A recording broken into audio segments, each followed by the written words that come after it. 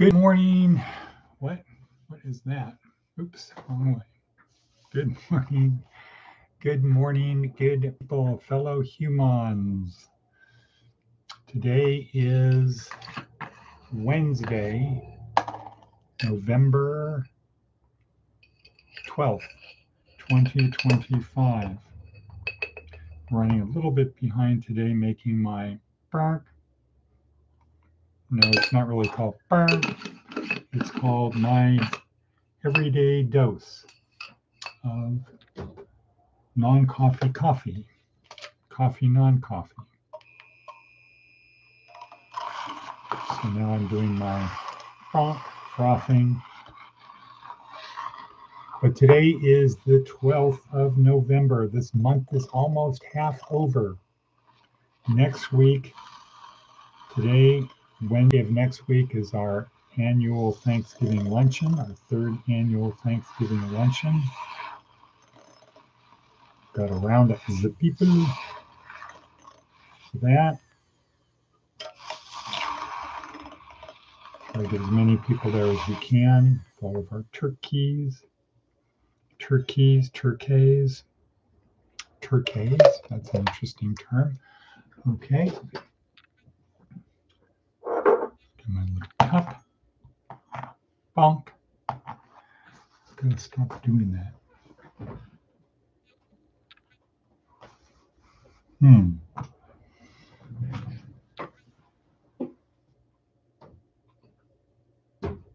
Well, I don't know where the top of my cup is, but keep the warmth in.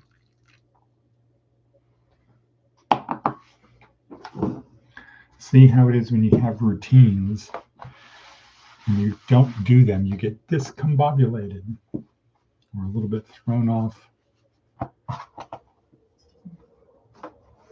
mission.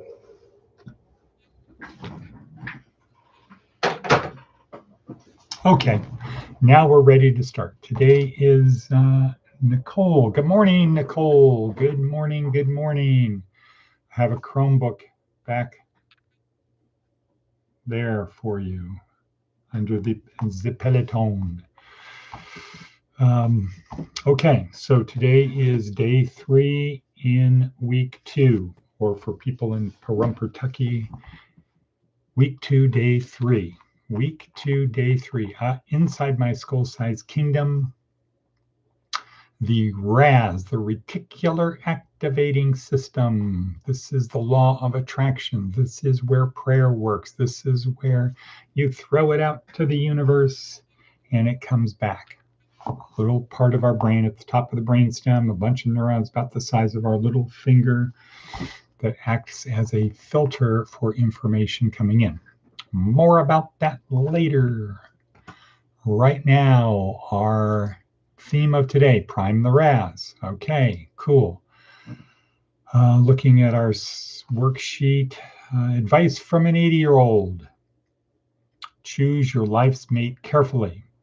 From this one decision will come 90% of all of your happiness or misery. Now, what do you say about that, Nicole? True or false? Agree or disagree? Choose your life's mate carefully. Okay, cool. Let's see what Seth Godin has to say today. Seth Godin, we're up. We're up. This is the challenging insight that every generation comes to grips with. It might be a rising cohort of teachers or managers. It might be the next cycle of companies. And it might be the shifting power dynamic in families or organizations. No one gives you a certificate, an endorsement, or a magical sword pulled from a stone. The moment simply arrives. What will you do when it's your turn? Aha. Agree. Okay, good. Bonk. And just a little something that I shared with Nicole a couple of days ago. Project Hetzapetza. Monday night, I was with this person, Alex Cherup, Executive Director, Nevada Legal Services. That's the free legal services through the state.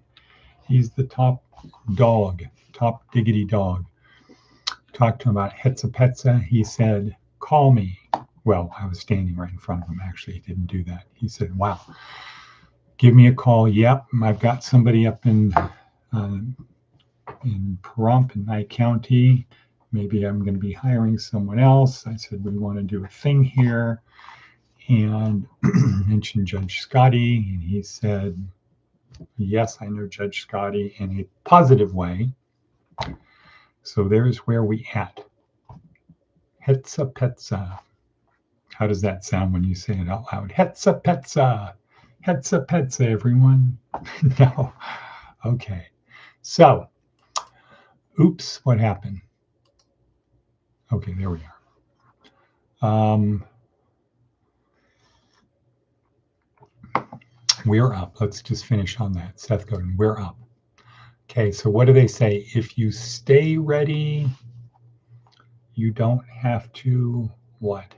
Get ready. Right. Because you never know when the opportunity will present itself. It's better to be ready. So when the opportunity presents, bang, you're on it. Yesterday was kind of an interesting day. We actually got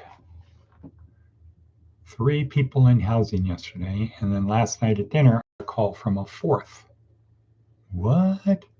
Yep, call from a 4th. So, yeah. So let's have the RAS doing its thing. So yesterday was good. Today is our volunteers breakfast at 8 o'clock at the Methodist Church. Next Thursday is our Thanksgiving feast for our orphans and widows, for the people who really don't have stable housing. That's at the Methodist Church next Wednesday. Okay. Let's give a little recap of where we are. We are in week 2 of our neuroscience-oriented approach to success. This week is called Inside My Skull-Sized Kingdom. This is the week where we learn about the neuroscience. So this is a neuroscience approach to success. It's not a psychological approach. It's not a spiritual approach. It's a neuroscience approach. It's not a hard knocks approach, bing, bing, bong. It's not that. It is a neuroscience approach. So that means what? What does that mean?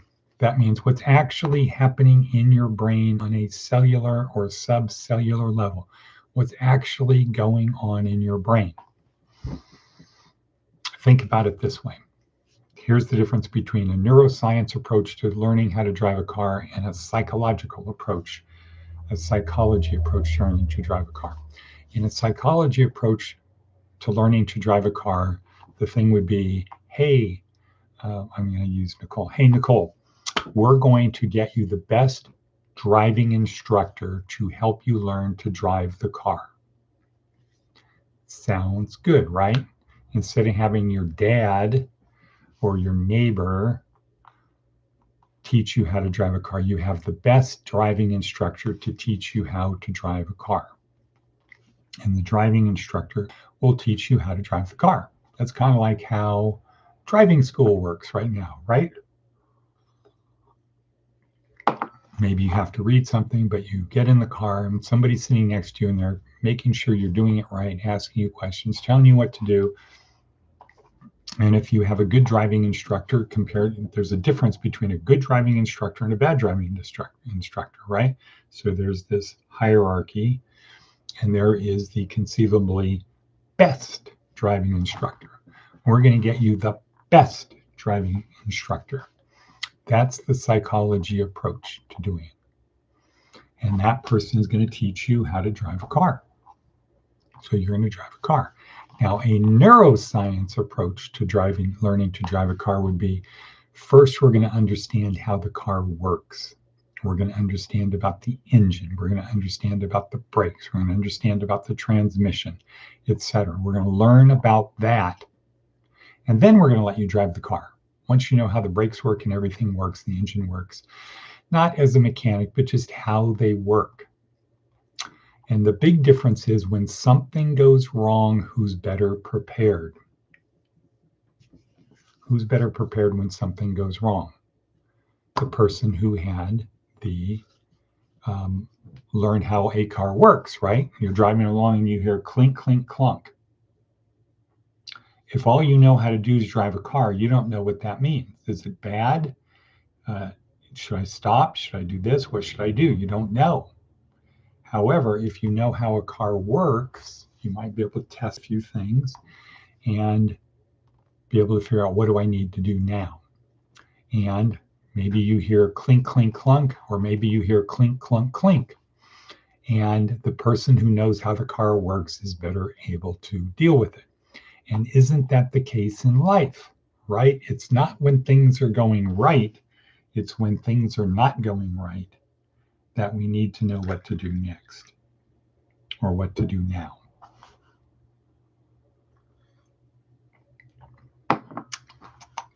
Not too shabby. Okay, so a neuroscience approach teaches us, how does our brain work? How does our brain work? What is going on? And the idea is, if you know how your brain works, we can dial in who we need to be right now. And we always start with the outcome in mind. What do I want to happen? Okay, next, how do I need to behave to get that to happen? Next, how do I need to feel to behave the way I need to behave to get the outcome I want? And then before that is, what transmitters need to be released, neurohormones need to be released in my system to get me to feel that way, right? And so what needs to be triggered to release those neurotransmitters that make me feel a certain way, so I perform this way, and the outcome is thus. That's how it works from a neuroscience perspective. We're just like a little mechanic here figuring out, okay, or a chemist, a mad chemist in there, thinking of, okay, what neurotransmitters, what neurohormones do I need to release to get the person to feel the way they need to feel to get the job done? Right? Okay. Now, when you get to a level of high performance, you don't want to rely upon your emotions to get you to do that, right? So you practice repetition. You do it over and over and over again, so you don't need to think about it. Think of golf professionals.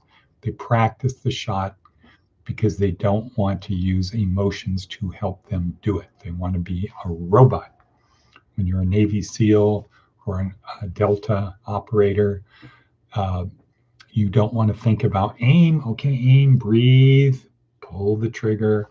No, you just want to do that all automatically, so that when there are times when you need to release the neurotransmitters, you now have that reserve. You now have the ability to do it because you're not keeping you going at this level. It's like fighting, right? People who don't know how to fight, when they fight, they have this huge adrenaline drain and they're exhausted afterwards, right? They're hyped up because they're not used to doing that. People who know how to fight are cool, calm, collected. And it's the same thing with everything else. Okay, so the reticular activating system, what does it do? It's basically scanning all information available to you, to me, to us, scanning all information available to us to support our beliefs. Simple example. You're in an airport. You're minding your own business. You're walking around, you're doing whatever you're doing, and all of a sudden you hear, will Edward Bevilacqua please go to a white courtesy phone? Bam, I hear it immediately. Why? I wasn't even thinking anybody was going to call me. I was doing what I had to do. Why? Well, because while I'm focused on this or what I'm doing or I'm daydreaming, my reticular activating system is scanning all information to me. So what my ears can hear, scanning all information available to me to support my belief. And what is my belief? If my name is called, I need to pay attention. Okay, we've all had this happen. We're in a room. We're over here in this corner talking, and somebody mentions our name back there. Hey, Nicole, was that you? Or that Ed Bevelak, or that son of a bitch? And I hear it, right? Or you hear it. How quickly do you hear it? As soon as it's said. You don't know the person was back there. You don't know anything that was going on. But when your name was said, bam, you heard it in real time. Why? Because our name is important to us. When did that happen? When we were little kids, when our mother said something like, if I call your name, don't make me come looking for you. Our name is one of the most important things we have. So when our name is called, we hear it, we respond. It's the same thing. You buy a car, all of a sudden you notice everybody else that has that car out there. You get a new pair of shoes, somebody else does that. You see a woman walking in Home Depot chewing on a banana. You notice that type of thing. That is the reticular activating system. Okay, talk to you soon. Why do we notice these things? Because they're important. So what we want to do is prime the RAS, prime the reticular activating system with things that are important to us. It's not just a non-conscious thing. We can consciously decide to things. We can consciously decide. So if you want to go on a trip to, you study about Costa Rica, you internalize it, you think about it, you put your dream board poster up. You do what you need to do to prime the RAS that is important to you. You don't want to miss anything that has to do with that. Or we do it when we're going on vacation. The next morning, I got to get up to go to the airport at a certain time, right? So all through the night, is it time yet? Is it time yet? I got to get up. That's the people who are prepared. So you want to prime the RAS. How come nobody knows about this? Well, it really hasn't been that long since we've had the technology, the tools to be able to see what the brain activity. Haven't had the tools to be able to do that. Now we have the tools to be able to see. So you put somebody in an fMRI machine and you start talking about tonight we're going to have dessert for tonight is liver and onion flavored ice cream. And you watch and see what happens in their brain. And almost immediately for everyone, it goes to an area that is associated with yuck. That if you say other things that people don't like, this part of the brain lights up. Yuck. Now, has anybody ever had liver and onion flavored ice cream? Probably not. Can everybody simulate liver and onion flavored ice cream even though they've never had it? Yes, we can. We can do that. That's one of the attributes of being human. We can imagine things, we can simulate things that haven't even actually occurred. One of the favorite ones of people is picture your mother in a blue dress. And people can do that pretty easily. If you say, picture your mother in a blue dress that she's never been in, people can do that because they can picture a blue dress and they can picture their mother and they can create an image of their mother in a blue dress. And then it gets interesting when you say, now picture your mother in a blue dress on the back of a motorcycle. And at that point, many people react because they don't like that picture. It's not a good picture. It's a funny picture. It's a whatever.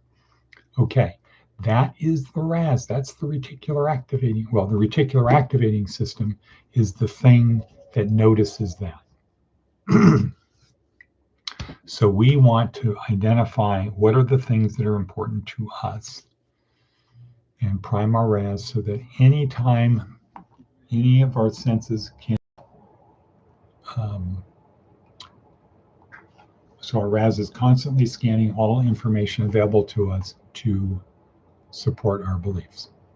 You go into a shopping mall, you get near the food court, and all of a sudden you start noticing, that smells good. I'm kind of hungry.